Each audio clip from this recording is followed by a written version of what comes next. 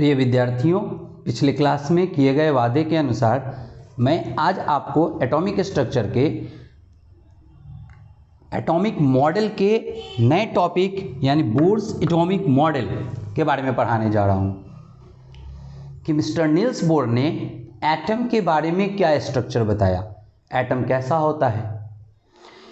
पिछले क्लास में जब हम आप लोगों को पढ़ाए थे रदरफोर्ड्स एटॉमिक मॉडल, आप पिछला वीडियो देख सकते हैं। अगर पिछला वीडियो आप लोगों ने नहीं देखा है रदरफोर्ड्स एटॉमिक मॉडल, तो आप रदरफोर्ड्स एटॉमिक मॉडल का वीडियो देखिए और उसका ड्रॉबैक समझ लीजिए। उस वीडियो में मैंने आपको बताया था कि रदरफोर्ड ने जो गलतियां की उसको नील्स बोर ने कैसे समझाया, कैसे सुधारा, कैसे उन्होंने अपने नए एटॉमिक मॉडल के बारे में बताया। आप ये समझ लीजिए कि नील्स बोर ने प्लैंक्स के क्वांटम थ्योरी के आधार पर, प्लैंक्स का क्वांटम थ्योरी भी मैं आपको पिछले वीडियो में पढ़ा चुका हूं, आप चाहिए तो उसका एक सेपरेट वीडियो मैं अपलोड कर चुका हूं। आप प्लैंक्स क्वांटम थ्योरी पहले पढ़ लीजिए और फिर बोर्स एटॉमिक मॉडल का वीडियो आप देख सकते हैं। तो आप ये समझिए कि मिस्टर नील्स बोर ने प्लैंक्स क्वांटम थ्योरी के आधार पर रदरफोर्ड के एटॉमिक मॉडल के जो ड्रॉबैक्स थे उसको एक्सप्लेन किए, उसको रिमूव किया, ड्रॉबैक को हटाया और अपना एक नया एटॉमिक मॉडल दिया। It means that mister Niels Bohr was proposed a new atomic model on the basis of Planck's quantum theory. He removes the drawback of Rutherford's atomic model and on the basis of Planck's quantum theory proposed a new atomic model which was termed as Bohr's atomic model। और इस atomic model को bore का परमाणु model यानी Bohr's atomic model कहते हैं। सबसे पहले तो हम आपको याद कराते हैं कि रदरफोर्ड में क्या ड्रॉबैक आया था। रदरफोर्ड की थ्योरी में हम लोगों ने ड्रॉबैक पढ़ा था कि अगर इलेक्ट्रॉन न्यूक्लियस के चारों ओर, इलेक्ट्रॉन यानी जिस पर चार्ज होता है माइनस, वो अगर न्यूक्लियस के चारों ओर चक्कर लगाएगा तो as per electromagnetic theory it should be drop into the nucleus, लेकिन ऐसा नहीं होता है। वैद्युत चुंबकीय सिद्धांत के अनुसार एक इलेक्ट्रॉन को नाभिक की ओर जब चक्कर लगाता है, चारों ओर जब चक्कर लगाता है तो उसको नाभिक के अंदर गिर जाना चाहिए, लेकिन ऐसा होता नहीं है। और क्यों नहीं होता है इस बात को रदरफोर्ड एक्सप्लेन नहीं कर पाए थे। इस बात को आगे चल करके मिस्टर नील्स बोर ने एक्सप्लेन किया। और नील्स बोर ने क्या बताया ये समझिए। नील्स बोर ने बताया कि जब एक इलेक्ट्रॉन एक सर्कुलर पाथ पर न्यूक्लियस के चारों ओर, ये हमारा न्यूक्लियस है, न्यूक्लियस यानी नाभिक, नाभिक के चारों ओर जब इलेक्ट्रॉन चक्कर लगाता है, तो मैं आपको पिछले वीडियो में पढ़ा चुका हूं कि न्यूक्लियस में प्रोटॉन होता है, इसलिए ये पॉजिटिवली चार्ज होता है, इलेक्ट्रॉन पर माइनस चार्ज होता है, ये इसके चारों ओर चक्कर लगाता है। Let us consider the mass of electron is m, charge is q, atomic number of the element is called z and electron revolves around the nucleus at radius r with velocity v। माना कि किसी तत्व जिसका परमाणु संख्या z है के परमाणु में एक इलेक्ट्रॉन r त्रिज्या पर v वेग के साथ चक्कर लगाता है। यदि इलेक्ट्रॉन का मास m तथा आवेश q हो तो आप समझिए ये प्लस और ये माइनस में क्या होगा, अट्रैक्शन फोर्स होगा, प्लस माइनस को फुल पावर के साथ अपनी ओर खींचेगा। और प्लस माइनस के बीच जो फोर्स होता है अट्रैक्शन फोर्स, इसको हम लोग कहते हैं इलेक्ट्रोस्टैटिक फोर्स यानी वैद्युत आकर्षण बल। यानी न्यूक्लियस इलेक्ट्रॉन के ऊपर फुल पावर के साथ इलेक्ट्रोस्टैटिक फोर्स लगा के इलेक्ट्रॉन को चाहेगा कि वो अंदर की ओर खींच ले। यानी न्यूक्लियस के अंदर की ओर एक फोर्स लगता है इलेक्ट्रोस्टैटिक फोर्स, और इसका फॉर्मूला होता है Zq²/r²। सिमिलरली जब इलेक्ट्रॉन इस सर्कुलर पाथ पर चक्कर लगाता है विथ v वेलोसिटी, तो सेंटर से बाहर की ओर एक फोर्स लगता है सेंट्रीफ्यूगल फोर्स, जिसका वैल्यू होता है mv²/r। नील्स बोर ने बताया कि चूंकि इलेक्ट्रोस्टैटिकल फोर्स और सेंट्रीफ्यूगल फोर्स एक दूसरे को काउंटर बैलेंस करते हैं, बराबर होते हैं। यही कारण है कि इलेक्ट्रॉन होल लाइफ न्यूक्लियस के चारों ओर चक्कर लगाता है लेकिन उसमें कभी भी गिरता नहीं है।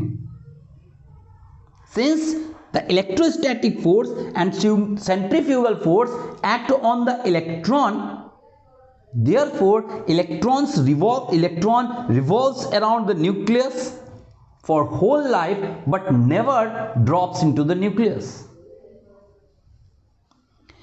अब आपको लगता होगा कि ये कहां से आ गया, ये सेंट्रीफ्यूगल फोर्स कहां से आ गया। तो फिजिक्स वाले सर आपको ज्यादा बेटर बताएंगे सेंट्रीफ्यूगल फोर्स क्या है, लेकिन हम आपको थोड़ा सा समझने के लिए बता रहे हैं कि सेंट्रीफ्यूगल फोर्स क्या होता है। आप सेंट्रीफ्यूगल फोर्स मैं आपको थोड़ा सा बता देता हूं कि कोई भी ऑब्जेक्ट जब किसी सर्कुलर पाथ पर मूव करता है, कोई भी ऑब्जेक्ट जो m मास का होगा और अगर v वेलोसिटी से किसी सर्कुलर पाथ पर मूव करेगा तो इस सर्कुलर पाथ के सेंटर से बाहर की ओर एक फोर्स काम करता है mv²/r, और इस फोर्स को कहते हैं सेंट्रीफ्यूगल फोर्स यानी केंद्राभिगामी बल। यह हमेशा काम करता है। कोई भी ऑब्जेक्ट जब सर्कुलर पाथ पर v वेलोसिटी से मूव करेगा, घूमेगा, तो mv²/r centrifugal force circular path के सेंटर से बाहर की ओर लगेगा, और चूंकि बाहर की ओर लगता है इसको केंद्राभिगामी बल यानी सेंट्रीफ्यूगल फोर्स कहते हैं, जिसका वैल्यू होता है mv²/r। अब आप लोग क्या कभी mv²/r को फिल किए हैं? क्या आप लोगों पर कभी mv²/r काम किया है? क्या कभी लगा है आपके ऊपर mv²/r? लगा होगा। जब कभी आप मोटरसाइकिल चलाते हैं फुल स्पीड में और किसी सर्कुलर पाथ पर जब घूमते हैं तो आप देखते हैं कि आप सर्कुलर पाथ के सेंटर की ओर हल्का सा इस तरह से झुक गए। क्यों झुकते हैं? क्या आप स्टाइल मार रहे हैं? क्या आप स्टंट मार रहे हैं? नहीं। अगर आप नहीं झुकेंगे तो आपका मोटरसाइकिल उलट जाएगा सर्कुलर पाथ के उल्टा साइड।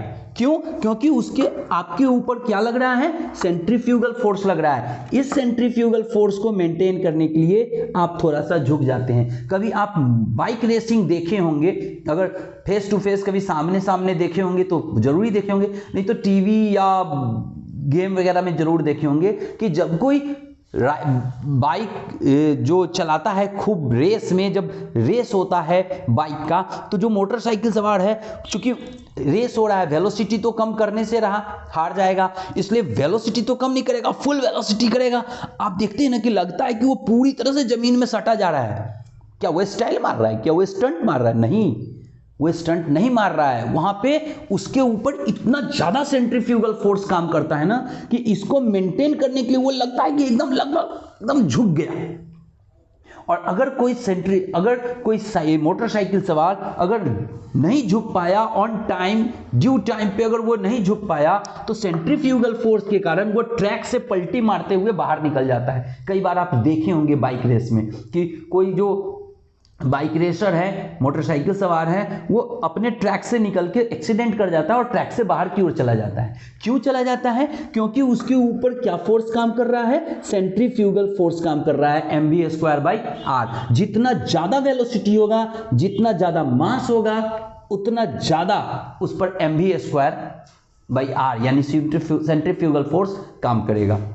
यही कारण है कि एक बाइक रेसर जो है वो बाइक से रेस लगाने के समय जब वो सर्कुलर पाथ पर घूमता है तो वो झुक जाता है टू मेंटेन mv²/r। उम्मीद करते हैं कि आपको यह समझ में आ गया होगा। लेकिन अगर अब भी आपको समझ में नहीं आ रहा है तो आप समझिए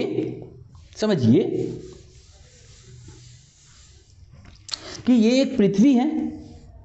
लेट अस कंसीडर ये अर्थ है। क्या यहां पर जब आप खड़े होंगे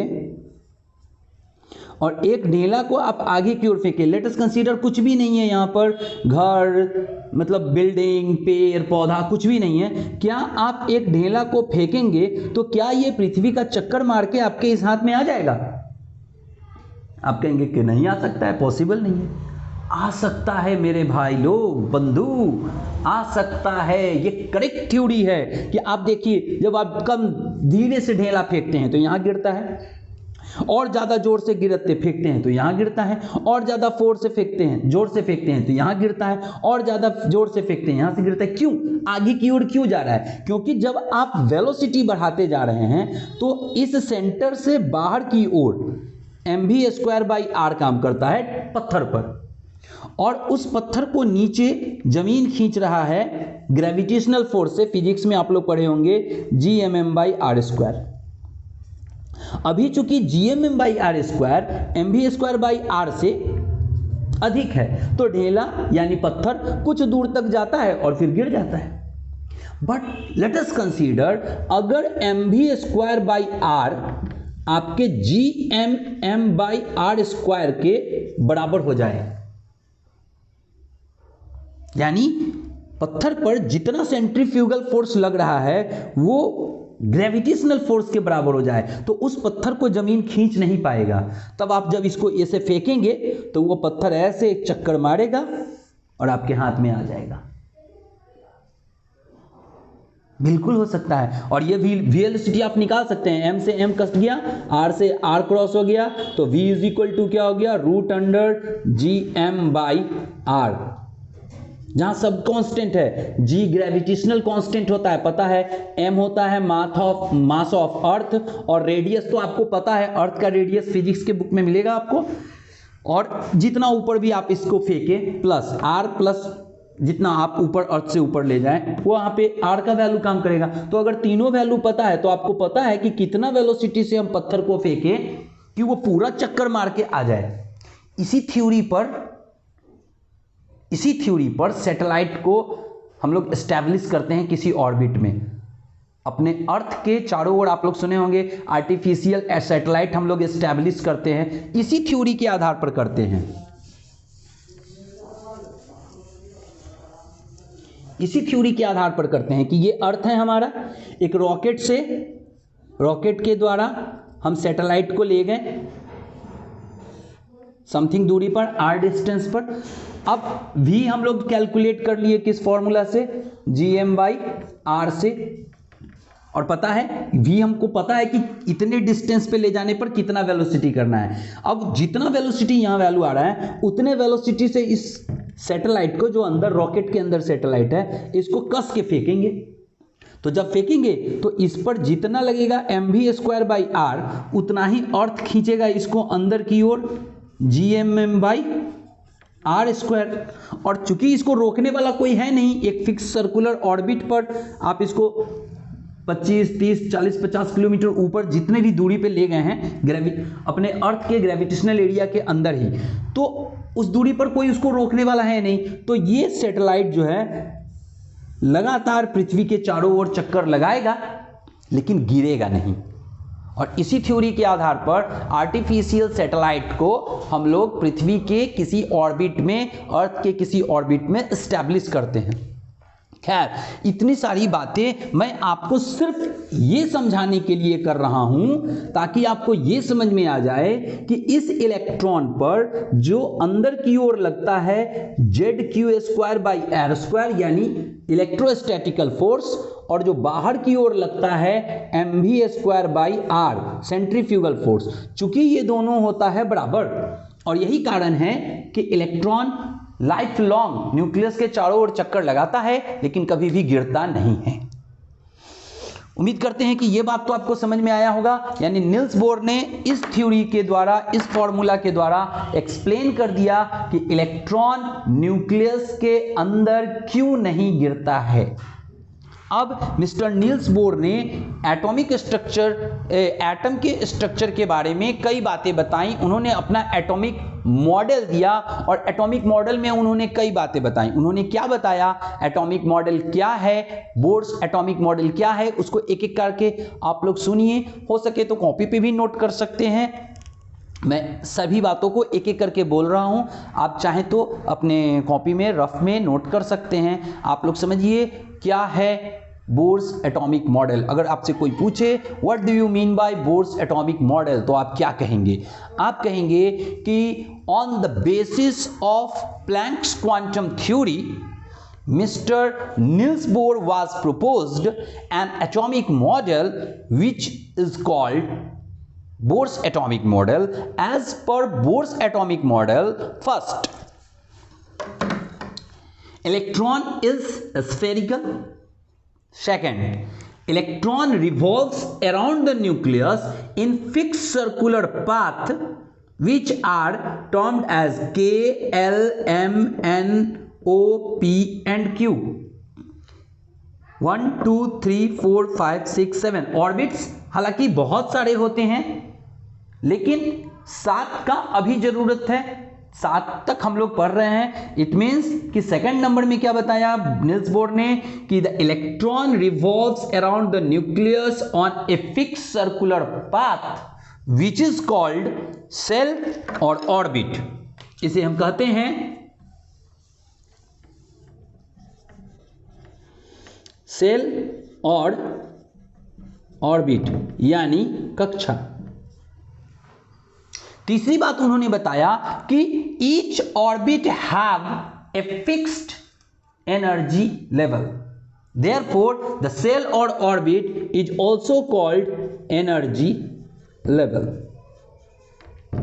फिर नेक्स्ट उन्होंने बताया कि the energy of outer orbital is greater than inner one, यानी जैसे जैसे हम लोग बाहर जाएंगे एनर्जी लेवल जो है वो बढ़ता जाएगा। सबसे कम एनर्जी के का, उससे ज्यादा L, then M, then M N O P Q. जैसे जैसे बाहर की ओर जा रहे हैं, न्यूक्लियस से बाहर की ओर जाएंगे, एनर्जी का लेवल क्या है, इंक्रीज करता चला जाएगा और बढ़ता चला जाएगा। तीसरी बात, नंबरिंग आप लोग देख लीजिएगा, हम बोलते जाते हैं। तो नेक्स्ट बात उन्होंने बताया कि अगर कोई इलेक्ट्रॉन इनर ऑर्बिट से यानी कम एनर्जी वाले से ज्यादा एनर्जी वाले की ओर, यानी अंदर से बाहर की ओर अगर जंप मारे कम एनर्जी से ज्यादा एनर्जी की ओर, तो it will absorb energy. When an electron jump from inner orbit to outer orbit it absorb energy, but when an electron jump from outer orbit to inner orbit it will evolve energy, and the amount of energy absorbed or evolved is equal to delta E is equal to E2 minus E1। और Planck's quantum theory में E का formula पढ़े थे, E बराबर hc by lambda, यानी delta is equal to hc by lambda. यहां पे इन्होंने प्लैंक्स क्वांटम थ्योरी का इस्तेमाल किया। It means that delta is equal to hc by lambda और E2 minus E1 is equal to hc by lambda. Next उन्होंने बात बताया, सबसे लास्ट बात जो उन्होंने बताया वो उन्होंने ये बताया कि द एंगुलर मोमेंटम, आप लोग नोट कर सकते हैं कि the angular momentum of electron is integral multiple of h by 2 पाई। अर्थात किसी परमाणु में इलेक्ट्रॉन का कोणीय संवेग, फिर से समझिए, किसी परमाणु में इलेक्ट्रॉन का कोणीय संवेग h बटा 2 पाई का आवर्त्य गुणन होता है। इसे हम बोर का एटॉमिक मॉडल कहते हैं, यानी MVR is equal to NH by 2 pi. MVR formula हो जाएगा एंगुलर मोमेंटम का, और h बाई 2 पाई में n से मल्टीप्लाई कर दिए। इट मींस इंटीग्रल मल्टीपल, जहां n क्या है, नंबर ऑफ ऑर्बिट, यानी अगर इलेक्ट्रॉन पहले ऑर्बिट में चक्कर लगा रहा है तो 1h बाई 2 पाई, अगर दूसरे में लगा रहा है 2h by 2 pi, 3h by 2 pi, 4h by 2 पाई। इस तरह से हम लोग इलेक्ट्रॉन का एंगुलर मोमेंटम इजीली कैलकुलेट कर सकते हैं। तो इस तरह से बोर ने ये सभी बातें जो बताई, इसे हम लोग बोर का एटॉमिक मॉडल कहते हैं, निल्स बोर्स एटॉमिक मॉडल। एक बार मैं फिर से बोल रहा हूं, आप लोग समझ लीजिए, अच्छे से समझ लीजिए। एक बार फिर से पॉइंट वाइज बता रहा हूं, समझ लीजिए।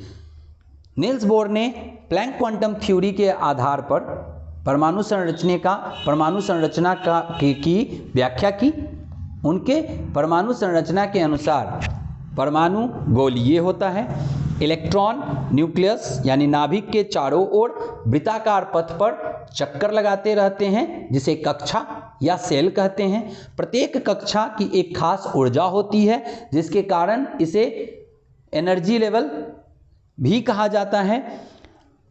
जैसे जैसे बाहर की ओर बढ़ते हैं, एनर्जी का वैल्यू बढ़ता जाता है, ऊर्जा की मान बढ़ती जाती है। अर्थात अंदर के कक्षा का ऊर्जा कम और बाहर के कक्षा का ऊर्जा अधिक होता है। जब कोई इलेक्ट्रॉन अंदर की कक्षा से बाहर की कक्षा की ओर जंप लगाता है, अर्थात कम ऊर्जा वाला से अधिक ऊर्जा वाला में जाता है, तो इलेक्ट्रॉन ऊर्जा का अवशोषण करता है। परंतु ठीक इसके उल्टा, यदि कोई इलेक्ट्रॉन बाहर की कक्षा से अंदर की कक्षा की ओर जंप करता है, यानी अधिक ऊर्जा से कम ऊर्जा वाले की ओर जंप करता है, तो वह एनर्जी को उत्सर्जित करता है, मुक्त करता है, इवॉल्व करता है। और इसका वैल्यू प्लैंक्स क्वांटम थ्योरी के अनुसार hc बाई लैम्डा लिया गया, यानी delta is equal to E2 minus E1 is equal to hc by lambda. और लास्ट बात नील्स बोर ने बताया, अंतिम बात, कि किसी परमाणु में इलेक्ट्रॉन का कोणीय संवेग h/2π का आवर्त गुणनफल होता है, यानी mvr कोणीय संवेग बराबर होगा h/2π इंटू n, यानी इज इक्वल टू nh/2π। और this is called Niels Bohr atomic model. एक बार मैं इंग्लिश में बोल रहा हूं, अच्छे से समझिए। On the basis of Planck's quantum theory, Mr. Niels Bohr was proposed his atomic model, and as per his atomic model, atom is spherical. Electron revolves around the nucleus on a fixed circular path, which is called orbit or cell. Each cell have some energy, therefore it is also known as energy level. The energy of outer orbital is greater in respect of inner one. When the electron jump from inner orbit to outer orbit, that is from lower energy level to higher energy level, it will absorb energy.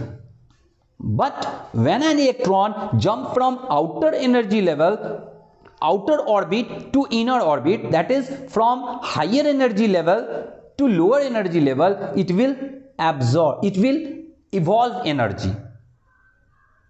इसको फिर से बोल रहा हूं, when electron jump from inner orbit to outer, it absorb energy, and when it jump from outer orbit to inner orbit, it evolve energy, it radiates energy, यह ऊर्जा को मुक्त करता है। And its value is taken from Max Planck quantum theory, delta is equal to hc by lambda। और last जो point इन्होंने बताया, the angular momentum of electron in an atom is the integral multiple of h/2π is equal to, it means that mvr is equal to nh/2π। और इसे ही Bohr का atomic model कहा जाता है, दिस वन। उम्मीद करते हैं कि बोर का एटॉमिक मॉडल आपको समझ में आ गया होगा, लेकिन बोर का एटॉमिक मॉडल भी परफेक्ट नहीं था, इसमें भी कुछ ड्रॉबैक्स थे। आप लोग बुक्स वगैरह पढ़ेंगे, उसमें नील्स बोर का एटॉमिक मॉडल का ड्रॉबैक भी होगा। इसमें जो सबसे पहला ड्रॉबैक उन्होंने एक इलेक्ट्रॉन के लिए एक्सप्लेनेशन दिया, यानी बोर का जो एटॉमिक मॉडल है उस एटम या आयन को एक्सप्लेनेशन करता है जिसमें सिर्फ एक ही इलेक्ट्रॉन हो, जैसे हाइड्रोजन के लिए, जैसे He+ के लिए, जैसे Li+2 के लिए, जिसमें एक इलेक्ट्रॉन होगा, सिर्फ उसी का एक्सप्लेनेशन करता है।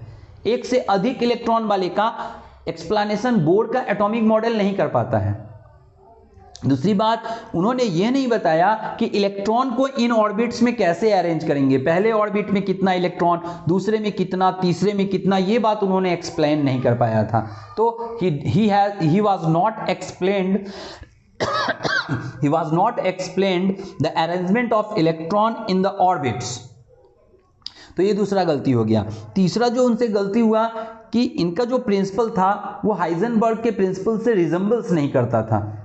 ये कहते थे कि एंगुलर मोमेंटम निकाल सकते हैं, और हाइजेनबर्ग का कहना था कि मोमेंटम को निकालना पॉसिबल नहीं है। तो थोड़ा कॉन्ट्राडिक्शन था दोनों के थ्योरी में, और इन्होंने गलती किया कि इन्होंने जीमैन इफेक्ट के बारे में एक्सप्लेनेशन नहीं किया, और इनमें ड्रॉबैक मिलता है, इन्होंने हाइड्रोजन स्पेक्ट्रम के बारे में व्याख्या नहीं किया।